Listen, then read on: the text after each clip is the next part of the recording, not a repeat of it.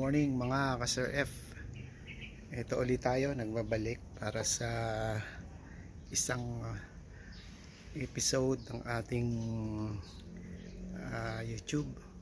Sa YouTube channel, bihira na kasi ako makapag-upload.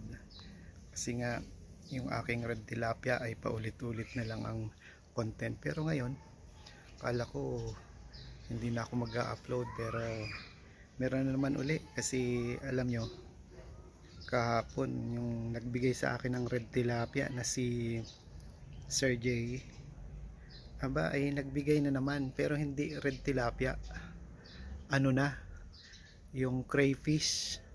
Alam nyo pa sa Tagalog ang crayfish, ito ay parang ulang yata yun. Papakita ko sa inyo yung crayfish mamaya kasi ilalagay ko dun sa lagayan.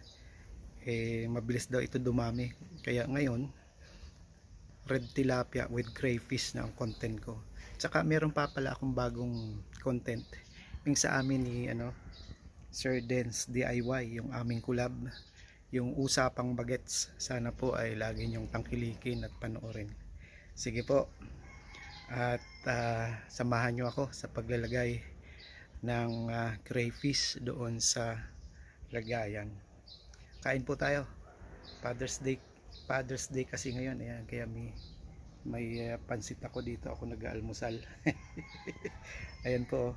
Yan ay ano nga ba to? Yan ay pansit bato. Pansit bato all the way from Bicol. May nagbigay sa amin pansit bato. Ang sarap ng pagkakaluto. Sige po. Ayan, ito po yung binigay ni J Mark na crayfish. Ilagay natin dun sa lagayan na niready ko para sa kanila. Ayan po sila. Ayan, nagtatakbuhan. Ilang piraso ba to? 5, parang 5 piraso. Ayan, yan po. Ayan, subukan natin magparami ng crayfish. Mabilis na ito dumami at mabilis lumaki. Tapos nagbigay din si J Mark. Ang binibigay sa akin ni J Mark, yan tuloy dami kong alaga ngayon. Yan o, asola. Yan, pagkain ng red tilapia. Sige, lagay natin ngayon sa kanilang container. Yung dating container ng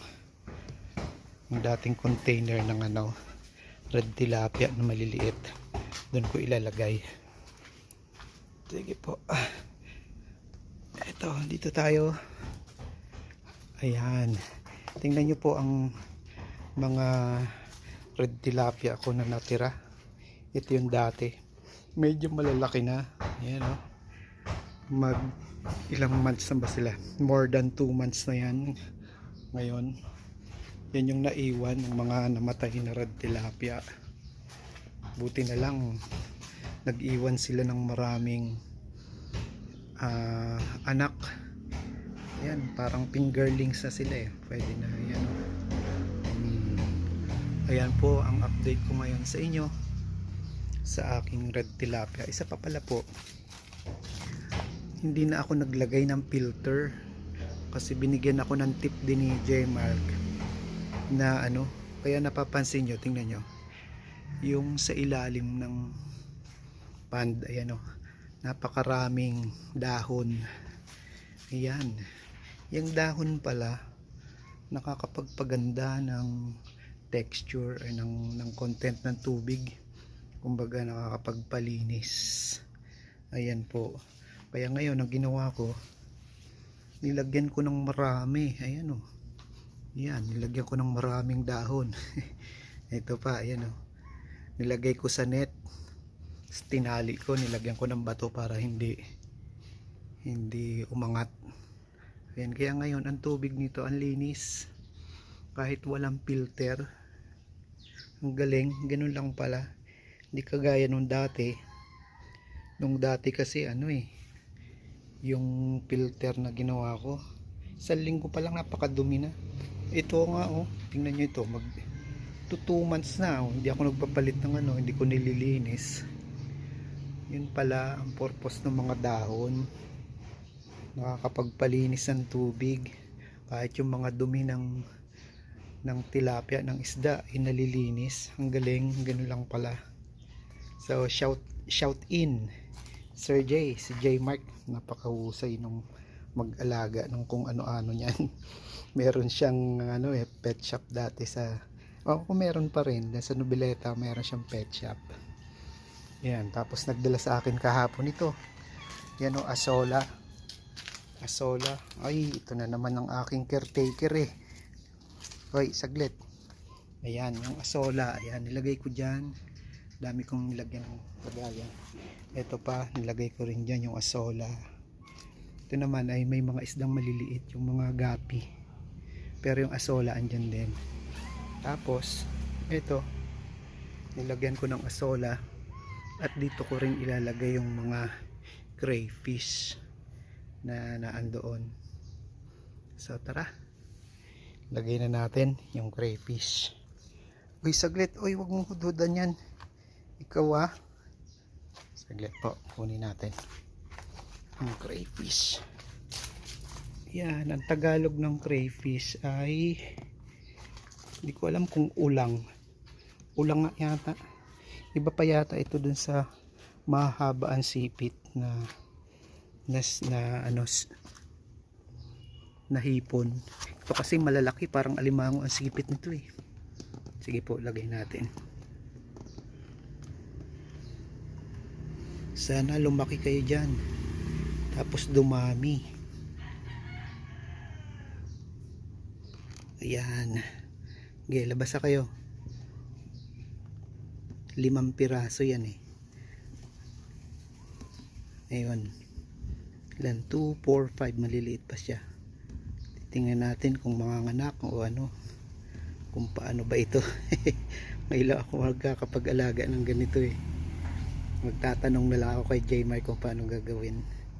Kasi nakita ko magaling siya mag-alaga. Nakakapagpaanak, nakapag-produce siya ng iba-ibang kulay ng mga crayfish eh. Baka ito merong green, may red, may pink, may blue, may black, may basta kung ano-anong kulay. Pag maganda ang kulay, parang sayang namang kainin. Lumalaki daw ito ng malaki din eh. Ayan na, lalabas na sila. Sige, labas na. Labas na. Ayaw nyo pa lumabas. Ayun, lumabas na yung isa. Tina, labas na.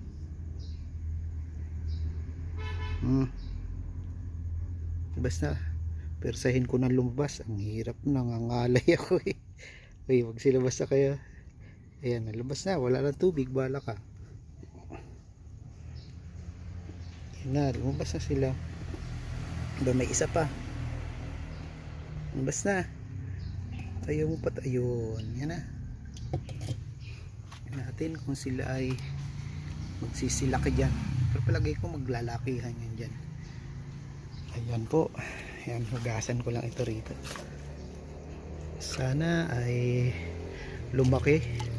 At sana po ay panoorin nyo ang aking update lagi dito. Hindi na ngayon red tilapia. 2 na ang papanoorin nyo. Red tilapia and crayfish ang content ko ngayon sa aking YouTube channel. 4 na pala ang content ko sa aking YouTube channel. Ang una, red tilapia. Sumunod ay motovlogging. And then ito, red tilapia and crayfish. Tapos yung isa pa na in-upload ko lately ay nung recently ni-upload ko yung usapang bagets. Yung 2 kami ni Sir Dance DIY. Sana po ay panoorin nyo po at mag-like and subscribe din po kayo sa YouTube channel ni Sir Dance DIY. Tandem po kami doon, yung usapang bagets. So sige po, marami pong salamat. Hanggang dito na lang, hanggang sa susunod na upload ko sa aking YouTube channel. Kung hindi pa kayo nakakapag-like, share, and subscribe, pa-subscribe na lang po. Sir F Vlogs. See you.